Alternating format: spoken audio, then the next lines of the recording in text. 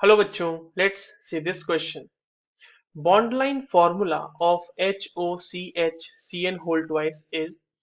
हमारे पास चार अलग अलग यहाँ पर तरीकों से इस कंपाउंड को डिनोट किया गया है और हमसे ये पूछा जा रहा है कि बॉन्ड लाइन फॉर्मूला क्या है इसका।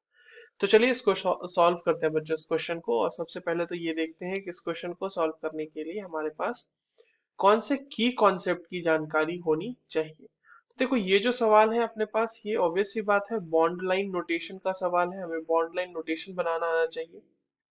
अब एक चीज समझना है यहाँ पे बच्चों, जब हम बॉन्ड लाइन नोटेशन बना रहे हैं तो वहां पर जो सेंट्रल एटम है उसे हम लिखते नहीं है। ठीक है, सेंट्रल एटम को लिखा नहीं जाता, उसको सिर्फ बॉन्ड्स से डिनोट किया जाता है। ठीक है, सेंट्रल एटम जो होगा उसको सिर्फ और सिर्फ उसके बॉन्ड्स को डिनोट किया जाता है। Bonds are denoted only. ठीक है, और एक चीज, जब हम कोई भी इसमें फंक्शनल ग्रुप लगा रहे हैं तो उस फंक्शनल को हम बिल्कुल कंडेंस्ड फॉर्म में लिखते हैं, उसके पर्टिकुलर बॉन्ड्स को शो नहीं करेंगे।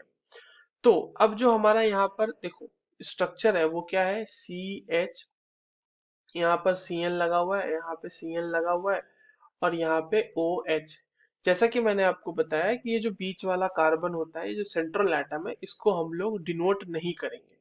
तो ये अपना एक उसका मॉलिक्यूलर स्ट्रक्चर हमने ड्रॉ कर दिया, बट ये उसका बॉन्ड लाइन नोटेशन नहीं है। ठीक है, तो इसका बॉन्ड लाइन नोटेशन कैसे ड्रॉ करेंगे, देखिए। सिंपली बीच वाले कार्बन को हमने एक डॉट से बनाया और वहां से इस तरीके से तीन हमने बॉन्ड निकाले।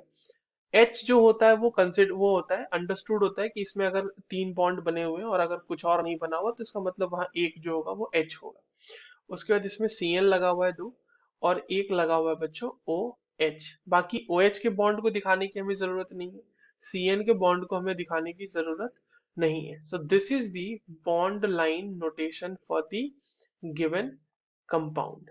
ठीक है, बाकी अब देखो, ये इसके हिसाब से पहला ऑप्शन हमारा सही होना है। ठीक है, बाकी में आप देखिए, सेंट्रल एटम को रिप्रेजेंट कर दिया, यहाँ भी सेंट्रल एटम को रिप्रेजेंट कर दिया, और यहाँ तो बिल्कुल उसका जो एक्चुअल मॉलिक्यूलर स्ट्रक्चर होगा 3D में, मतलब उसको टेट्राहेड्रली ओरिएंटेड में रखना है, वो दिखाता है। बॉन्ड लाइन नोटेशन हमें शेप के बारे में नहीं बताता कि वो शेप कैसा होगा, टेट्राहेड्रली है या क्या है, नहीं है।